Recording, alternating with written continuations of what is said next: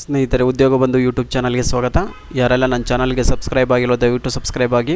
ಭಾರತೀಯ ಅಂಚೆ ಇಲಾಖೆಯಲ್ಲಿ ಖಾಲಿ ಇರುವ ಒಟ್ಟು 44,228 ಗ್ರಾಮೀಣ ಡಾಕಾ ಸೇವಾ ಹುದ್ದೆಗಳಿಗೆ ಅರ್ಜಿಯನ್ನು ಆಹ್ವಾನಿಸಲಾಗಿದೆ. ಅದರ ಬಗ್ಗೆ ಸಂಕ್ಷಿಪ್ತ ಮಾಹಿತಿಯನ್ನು ತಿಳಿಸ್ಕೊಡ್ತೀನಿ. ಏನೆಲ್ಲ ದಾಖಲಾತಿ ಬೇಕು ಮತ್ತು ಹೇಗೆ ಅರ್ಜಿ ಸಲ್ಲಿಸಬೇಕು, ಕರ್ನಾಟಕದಲ್ಲಿ ಎಷ್ಟು ಹುದ್ದೆಗಳಿದ್ದಾವೆ ಅಂದ್ಬಿಟ್ಟು ತಿಳಿಸ್ಕೊಡ್ತೀನಿ. ವಿಡಿಯೋ ಸ್ಕಿಪ್ ಮಾಡದೆ ಪೂರ್ತಿಯಾಗಿ ನೋಡಿ. ಯಾರೆಲ್ಲ ನನ್ನ ಚಾನಲ್ಗೆ ಸಬ್ಸ್ಕ್ರೈಬ್ ಆಗಿಲ್ಲ ದಯವಿಟ್ಟು ಸಬ್ಸ್ಕ್ರೈಬ್ ಆಗಿ. ಒಟ್ಟು ಹುದ್ದೆಗಳು ಬಂದು 44,228. ಕರ್ನಾಟಕದಲ್ಲಿ 1,940 ಹುದ್ದೆಗಳಿವೆ. ಹುದ್ದೆಗಳ ಹೆಸರು ಬಂದು ಬ್ರಾಂಚ್ ಪೋಸ್ಟ್ ಮಾಸ್ಟರ್, ಸಹಾಯಕ ಬ್ರಾಂಚ್ ಪೋಸ್ಟ್ ಮಾಸ್ಟರ್, ಗ್ರಾಮೀಣ ಡಾಕಾ ಸೇವಕ. ಅರ್ಜಿ ಪ್ರಾರಂಭದ ದಿನಾಂಕ ಬಂದು 15 ಜುಲೈ 2024.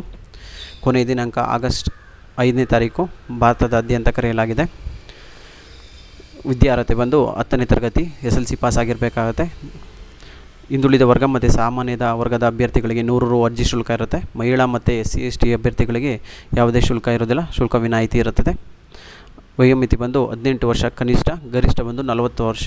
OBC ಅವರಿಗೆ 43, SC/STಗೆ 45, ಫಿಸಿಕಲ್ ಹ್ಯಾಂಡಿಕ್ಯಾಪ್ಟ್ ಇಲ್ಲ PWD ಅವರಿಗೆ ಸಾಮಾನ್ಯ ಅಭ್ಯರ್ಥಿಗಳಿಗೆ 10 ವರ್ಷಗಳ ರಿಲ್ಯಾಕ್ಸೇಷನ್ ಅಂದರೆ 50 ವರ್ಷಗಳು. ಮಾಸಿಕ ವೇತನ ಬಂದು 29,380ವರೆಗೂ ಇರುತ್ತದೆ.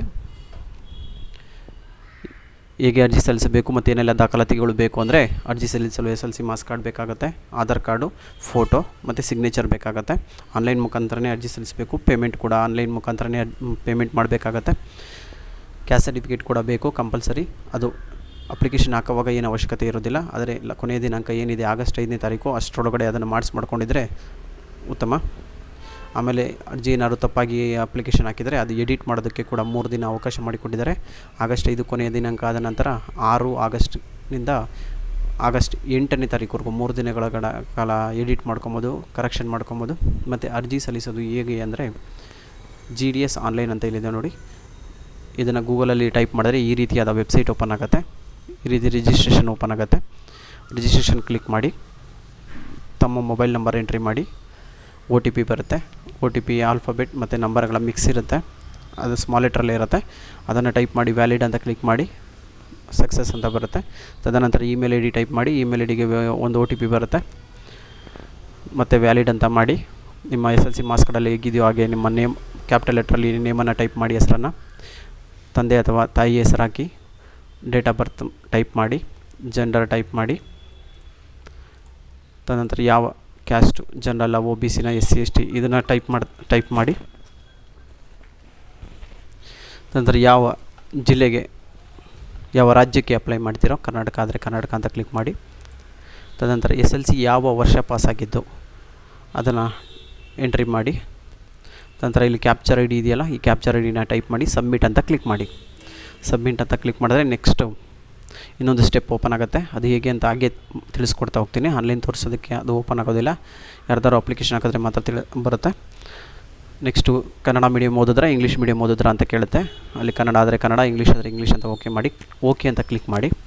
ತದನಂತರ ಯಾವ ವರ್ಷ ಪಾಸಾಗಿದ್ದು ಅಂತ ಕೇಳುತ್ತೆ. 1994 to 2024 ಅಂತ ಇರುತ್ತೆ. ಇಲ್ಲ ಬೇರೆ ಬೇರೆ ರೀತಿಯಾಗಿ CBSE, ICSE ಇಲ್ಲ ಸ್ಟೇಟ್ ಬೋರ್ಡ್ ಅಂತ ಇರುತ್ತೆ. ಅದ್ರ ಮೇಲೆ ಕ್ಲಿಕ್ ಮಾಡಿ ಸಬ್ಮಿಟ್ ಅಂತ ಕ್ಲಿಕ್ ಮಾಡಿ. ಸಬ್ಮಿಟ್ ಅಂತ ಕ್ಲಿಕ್ ಮಾಡಿದ್ರೆ ನಿಮಗೊಂದು ಅಪ್ಲಿಕೇಶನ್ ನಂಬರ್ ಬರುತ್ತೆ. ಮೊಬೈಲ್ಗೂ ಕೂಡ ಮೆಸೇಜ್ ಬರುತ್ತೆ. ಏನು ಮೊಬೈಲ್ ನಂಬರ್ ನೀಡಿರ್ತೀರೋ ಆ ಮೊಬೈಲ್ ನಂಬರ್ಗೆ ಅಪ್ಲಿಕೇಶನ್ ನಂಬರ್ ಮೆಸೇಜ್ ಬರುತ್ತೆ. ಇಲ್ಲಾಂದರೆ ಒಂದು ಕಡೆ ಬರೆದು ಮಾಡಿಕೊಂಡ್ರು ಕೂಡ ಉತ್ತಮ. ತದನಂತರ ನೆಕ್ಸ್ಟ್ ಸ್ಟೆಪ್ ಹೋಗಿ ಅಲ್ಲಿ ಅಪ್ಲಿಕೇಶನ್ ನಂಬರ್ ಆಟೋಮೆಟಿಕ್ಕಾಗಿ ಜನ್ರೇಟ್ ಆಗಿರುತ್ತೆ. ಒಂದು OTP ಬರುತ್ತೆ ನಿಮ್ಮ ಮೊಬೈಲ್ ನಂಬರ್ಗೆ, ಸೇಮ್ ಮೊಬೈಲ್ ನಂಬರ್ಗೆ. ಆ OTPನ ಹಾಕಿ ಲಾಗಿನ್ ಮಾಡಿ. ಲಾಗಿನ್ ಮಾಡಿದ ತಕ್ಷಣ ನಿಮಗೆ ವಿಳಾಸ ಕೇಳುತ್ತೆ. ವಿಳಾಸ ಹಾಕಿದ ನಂತರ ಸೇಮ್ ಪರ್ಮನೆಂಟು ಮತ್ತು ಪ್ರೆಸೆಂಟ್ ಅಡ್ರೆಸ್ ಹಾಕಂಗಿದ್ರೆ ಹಾಕಿ. ಇಲ್ಲ ಎರಡು ಕೂಡ ಟಿಕ್ ಆಪ್ಷನ್ ಇರುತ್ತೆ. ಎರಡು ಕೂಡ ಒಂದನ್ನು ಟೈಪ್ ಮಾಡಿ ಟಿಕ್ ಮಾಡಿದ್ರೆ ಎರಡು ಕೂಡ ತೊಗೊಳುತ್ತೆ.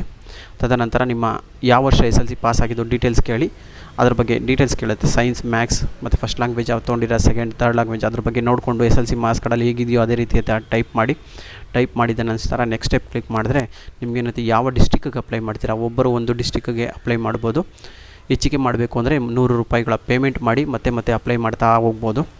100 ರೂಪಾಯಿ ಅಪ್ಲಿಕೇಶನ್ ಫೀಸ್ ಇರುತ್ತೆ.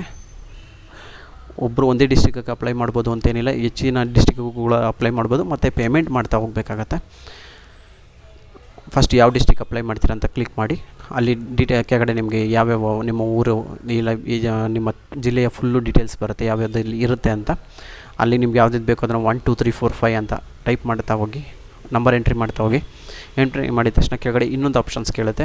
ಎಲ್ಲಿ ನಿಮಗೆ ದಾಖಲಾತಿ ವೆರಿಫಿಕೇಷನ್ ಆಗಬೇಕು, ದಾಖಲಾತಿ ಎಲ್ಲಿ ಬೇಕು ಅಂದರೆ ನೀವು ಪರ್ಮನೆಂಟ್ ಅಡ್ರೆಸ್ ಕೊಟ್ಟಿದ್ದರೆ ಪರ್ಮನೆಂಟ್ ಅಡ್ರೆಸ್ಸು, ಪ್ರೆಸೆಂಟ್ ಅಡ್ರೆಸ್ ಕೊಟ್ಟಿದ್ರೆ ಪ್ರೆಸೆಂಟ್ ಅಡ್ರೆಸ್ಸು. ಅಲ್ಲಿ Bengaluru west example, north south Tumakuru ಆ ಥರ ಇರುತ್ತೆ. ಎಲ್ಲಿ ದಾಖಲಾತಿ ವೆರಿಫಿಕೇಷನ್ ಅಂದರೆ ನಿಮ್ಮ ದಾಖಲಾತಿನ ಯಾವ ಜಿಲ್ಲೆಯಲ್ಲಿ ವೆರಿಫಿಕೇಷನ್ ಮಾಡಬೇಕು ಅದನ್ನು ಕ್ಲಿಕ್ ಮಾಡಿ.